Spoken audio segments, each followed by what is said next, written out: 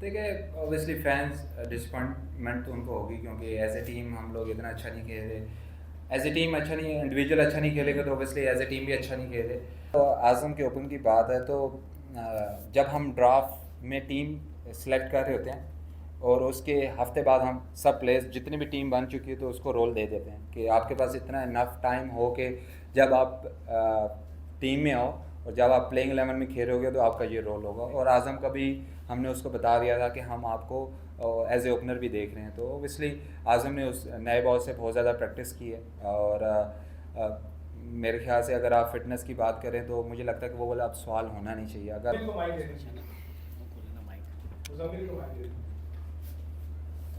शराब last PSL में बड़ी अच्छी कारकर्दगी रही, लेकिन नेशनल टीम में आया उस तरीके से परफॉर्म नहीं, अगेन पीएसएल आया तो ऐसा लग रहा है वो वापस रिटर्न में आ गए।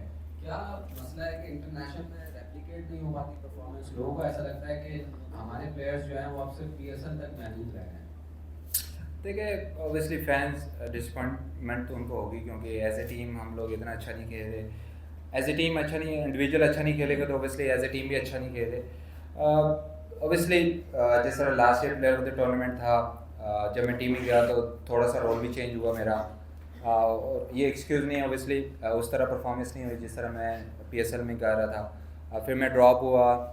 जो चीज़ें थी जिस पे ऑब्वियसली बॉलिंग वाइज अगर बात की जाए तो उस पर मैंने काफ़ी मेहनत की।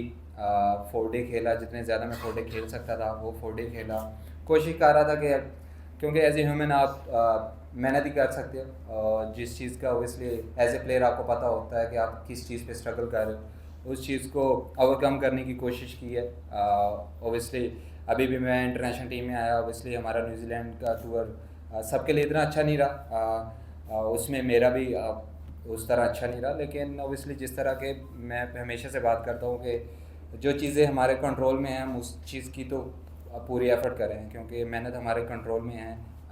वो मैं कर रहा हूँ ऑब्वियसली। मेरा प्रोसेस, मैं हमेशा से कहता हूँ कि प्रोसेस पे मैं यकीन करने वाला खिलाड़ी हूँ कि अगर आपका प्रोसेस अच्छा है तो जब आपको रिज़ल्ट मिलेंगे वो कंसिस्टेंट रिज़ल्ट मिलेंगे।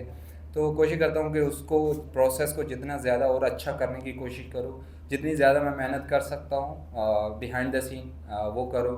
ओबियसली एज ए नेशन हमें रिज़ल्ट चाहिए होते, और अगर रिज़ल्ट नहीं मिलेंगे तो वो आपके जो बिहाइंड द सीन वर्क होता है वो नज़र भी नहीं आता। तो ओबियसली कोशिश कर रहा हूँ कि वो रिज़ल्ट भी नज़र आए, सिर्फ बिहाइंड द सीन वाला काम ना रहे। जी मैं वो देखूँ। अच्छा शादाब, अगर कौमी टीम हो या फ्रेंचाइज हो, सबसे बड़ी चीज़ होती है कि कंसिस्टेंसी नज़र नहीं आती है, लेकिन इस्लामाबाद यूनाइटेड ने 4 मैच खेले, चारों जीते, जो कभी फ्रेंचाइज में नज़र नहीं आ रही। 2-3 ऐसे क्या पॉइंट हैं जो आप मार्क करते हैं कि आप मुस्तकिल मिजाजी के साथ जो इस्लामाबाद यूनाइटेड खेल रही है? देखिए, 2-3 तो ऐसे नहीं, मुझे लगता है कि सबसे पहले तो प्लेयर्स को ऐसा माहौल दिया जाए कि जहाँ वो फील करे कि वो रिलैक्स हो। क्योंकि मुझे लगता है कि जब आप घर जाते हो एज ए ह्यूमन, आप जब घर जाते हो तो आपको सुकून मिलता है कि यार आपको नींद भी अच्छी आती है, आपके घर वालों के साथ आप सुकून में रहते हो। तो कोशिश करते हैं कि इस्लामाबाद यूनाइटेड में ऐसा माहौल दिया जाए कि यहाँ वो जो भी प्लेयर आए वो फील करे, वो उसको सुकून मिले, चाहे वो परफॉर्मेंस करे ना करे। क्योंकि प्लेयर्स के फेलियर भी आएंगे, सक्सेस भी आएगी, हम फेलियर को बैक करते हैं। मुझे लगता है कि हमारी फ्रेंचाइज की ये अच्छी चीज़ है कि फेलियर को हम बैक करते हैं। और जब आप फेलियर को, किसी भी प्लेयर के फेलियर को बैक करते रहेंगे, और मुझे लगता है कि इवेंचुअली वो प्लेयर उस टीम के लिए कुछ भी करने को तैयार होता है। तो मुझे लगता है कि सबसे ज़रूरी ये है कि फेलियर को बैक किया जाए और उनको कंसिस्टेंट रन देना चाहिए, ताकि वो चीज़ों को प्रूव कर सके। क्योंकि हमारा ऐसा नहीं होता कि अगर हम किसी भी प्लेयर को लेते हैं कि वो 10 मैचों में 10 मैचेस में परफॉर्म करेगा, ऐसा कभी भी नहीं हो सकता। किसी भी हम ओवरसीज़ प्लेयर को भी लेते हैं या जो हमारा लोकल भी प्लेयर होते हैं, जो दुनिया के स्टैट्स है वो 10 में से 2 मैचेस अगर आपको जिता रहा है तो वो दुनिया का बेस्ट प्लेयर है। तो हम जिस प्लेयर को भी लेते हैं तो हम यही कोशिश करते हैं कि वो टूर्नामेंट में हमें मैक्सिमम 2 ऐसे मैचेस करके दे जहां वो या उसकी कंट्रीब्यूशन हो या वो मैच विनिंग परफॉर्मेंस हो। जी फिजा। आगे कराची में चौथा मैच हुआ, बट स्पेक्टर वाइज उतना एनकरेजिंग नहीं रहा। तो कितना फैंस की प्रेजेंस ग्राउंड में आप लोगों ने, क्योंकि हर टीम चाहती है कि क्राउड को चीयर करता है, ठीक है पिंडी का इतना बड़ा स्टेडियम नहीं तो वहाँ शायद इतना फील ना होगा, बट कहीं आपको लग रहा है कि क्राउड का इंथुजियाज्म थोड़ा सा मान पड़ गया? और डू यू थिंक कि ये जो अगर ये मार्च बढ़ा भी तो इसका ताल्लुक कौमी टीम की परफॉर्मेंस से है कि लोग शायद नाराज है कि टीम कुछ करके नहीं करी तो हम क्यों पीएसएल में देख रहे हैं। नहीं देखो, वो जो नाराज़ होना तो वो तो अगर मैं भी होता तो ओबियसली हम अगर किसी मुल्क के लिए ओबियसली हम किसी चीज़ से मोहब्बत करते हैं तो ओबियसली हम नाराज़ होते हैं कि अगर वो वैसी चीज़ ना हो, तो फैंस का नाराज़ होना तो ओबियसली बनता है। लेकिन मुझे लगता है कि जिस तरह मैंने पहले भी बात की, ओबियसली फेलियर आए टीम के भी प्लेयर्स के भी, या तो हम उनको बैक करें या हम चीज़ें चेंज करें। तो मुझे लगता है कि हमारे पास जो ऐसी चीज़ें हैं जिनको हम बैक कर सकते हैं, मुझे लगता है कि ये मेरा मानना है कि जिस प्लेयर ने आपको अगर इंटरनेशनल लेवल तक प्रूव करके दे दिया है तो उस चीज़ को बैक करना चाहिए। उसके फेलियर ओबियसली आएंगे, ऐसा कोई प्लेयर नहीं है दुनिया का जिसके फेलियर नहीं आते।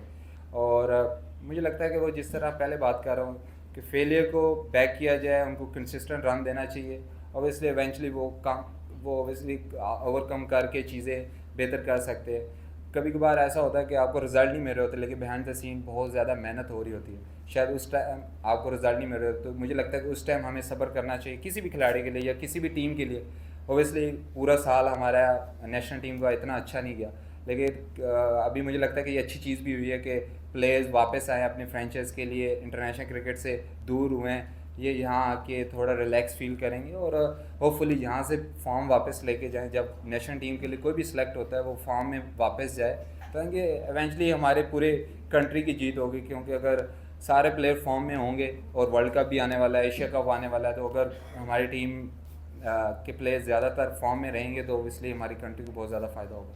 जी शदाब, आप पीएसएल काफ़ी टाइम से खेल रहे हैं, आपको लगता है कि पीएसएल ने पाकिस्तान क्रिकेट को नुकसान ज़्यादा पहुंचाया है ना कि फ़ायदे की? क्योंकि यहाँ बाबर भी रन करते हैं, रिजवान भी करते हैं, आप भी आउट करते हैं, हसन भी करते हैं, और जब इंटरनेशनल में जाते हैं तो वो चीज़ रेप्लिकेट नहीं कर पाते। डू यू थिंक कि ये स्टैंडर्ड इतना नीचे चला गया पीएसएल का कि 4 टायर के प्लेयर खेल रहे हो तो उसकी वजह से परफॉर्मेंस ऐसी आती नहीं है, और वो इवेंचुअली इंटरनेशनल में जाके जब अच्छे बॉलर्स आते हैं वर्ल्ड क्लास तो फेल हो जाते हैं? देखिए, अगर तो आपके कोई आइडिया है तो हमें दे दे कि अगर पीएसएल की जगह हम कुछ ऐसी चीज़ करा लें जिससे स्टैंडर्ड वाइज हम बहुत ऊंचा चले जाएं।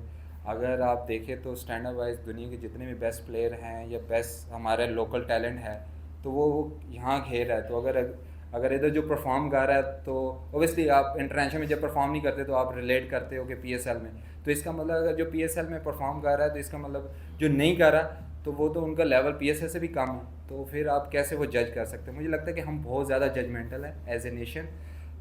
ये चीज़ मुझे लगता है कि ओवरकम करनी चाहिए। अगर आपके पास ऐसा कोई टैलेंट है या आपके पास कोई ऐसा आइडिया है जिससे मुल्क को और ज़्यादा फ़ायदा हो सकता है तो ओबियसली आपको देना चाहिए। क्योंकि आप अगर ओबियसली हम मुल्क के लिए चाहते हैं कि और ज़्यादा बेहतरी हो, तो अगर आपको पीएसएल के अलावा कोई ऐसा आइडिया नज़र आ रहा है कि हम ऐसी क्रिकेट कराएं जिससे इंटरनेशनल लेवल के हम प्लेयर प्रोड्यूस करें तो ओबियसली आपको देना चाहिए वो आइडिया।